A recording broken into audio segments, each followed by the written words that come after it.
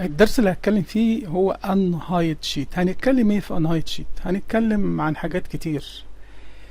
فهقول لك هنتكلم عن ايه. هنتكلم عن دلوقتي الشيتات. لو انا عندي اكتر من شيت، ازاي اعمل لهم هايد وانهايد؟ يعني الشيتات، شيت ده اعمل له، لو عندي شيتات مخفيه اقول له انهايد فتظهر الشيتات دي. ابدا ان انا اسلكت الشيتات دي بالكنترول واقول له كذا واحد، يعني اثبت ايدي على كنترول. وازاي ان انا اظهر الشيتات برضك اللي هي مش باينه في الانترفيس، في ازاي بالعلامه دي نظهرها. طب انا لو فتحت شيت ما لقيتش فيه ولا حاجه، ورك بوك ما لقيتش فيه ولا شيت، اتصرف ازاي؟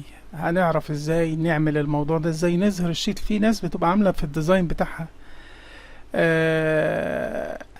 حاجة معينة ان هو مش عايز الشيت ده يبقى ظاهر اصلا. ما في شيتات، يعني انت الاسماء كلها مختفية وكده، وانت عايز تظهر الشيت التيب بتاعت الشيت.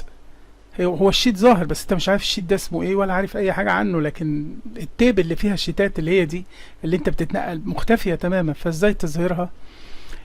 وازاي تكتب كود صغير يظهر كل الايه؟ تستخدم الموديول في الفيجوال بيزك فور ابليكيشن.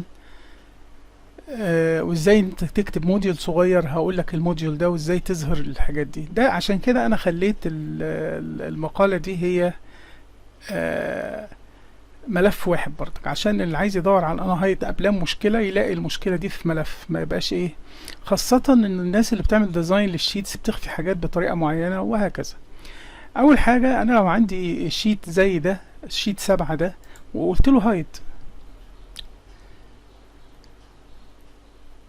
هيختفي 7 و8 هايد، و9 اعمله هايد. يبقى دول مخفيين التلاتة هم. هل كان ممكن ان انا اعمل انهايد؟ ببساطة شديدة اقف هنا واقول له انهايد، هيطلعوا لي التلاتة دول. اعمل له هولد على كنترول واسلكت التلاتة وبعدين اقول له انهايد. هبص الاقي الشيتات التلاتة دي تظهر، هلاقي الشيتات التلاتة دي تظهر انهايد، او اختار واحد واحد زي ما انت شايف كده، او انهايد انهايد يطلع لي الحاجة المستخبية دي واعمل له. طب لو التيب دي نفسها مش موجودة، هل كان ممكن اعمل لهم هايد هما التلاتة مع بعض؟ اسلكت وادوس على كنترول التلاتة مع بعضهم واقول له هايد، هيختفوا التلاتة مع بعض. طب الحاجة التانية، لو انا دلوقتي انا واقف كده اهو بالمنظر ده كده، فانا ممكن ببساطة عايز اشوف الشيتس دي، شيتات كتير جدا، فممكن بقف على العلامة اللي بظهر المظهر ده طبعا اهو. لو هي كده محرك هتبدأ الشيتات دي تظهر، او بتحرك بالنافيجيشنز دي، كليك كليك كده ابدا اتحرك. لكن لو عايز طبعا هي كده كله جاي للاخر يعني. وهنا برضك نفس الكلام. ولو دوست هنا في النقط دي، طب انا لو عايز ان انا عندي لقيت التيب دي نفسها عايز اخفيها خالص، او هي مخفيه، طب مفيش خالص التيب بتاعت الشيتس دي، اعمل ايه؟ اقول من فايل ادفانسد اوبشن او اوبشن، هلاقي في الادفانسد في حاجه اسمها هايد تيب. يعني حتى هنا في شو كذا، شو فورمولا بار، شو فانكشن، سكرين تيبس، شو كنترول كذا، كل الحاجات دي موجوده. وبرضك الدايركشن رايت تو ليفت وليفت تو رايت وهكذا. شو حتى الفيرتيكال سكرول والهوريزونتال سكرول بتوع الشيت اقدر ان انا اظهرهم.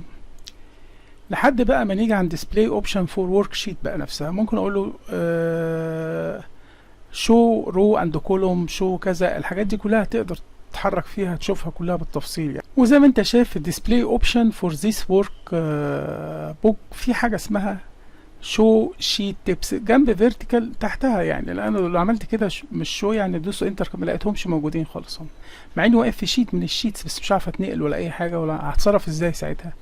عادي جدا هخش تاني في اوبشن وادفانسد، وانزل تاني على الديسبلاي اوبشن فور ذيس ورك بوك واختار شو شيتس تيبس.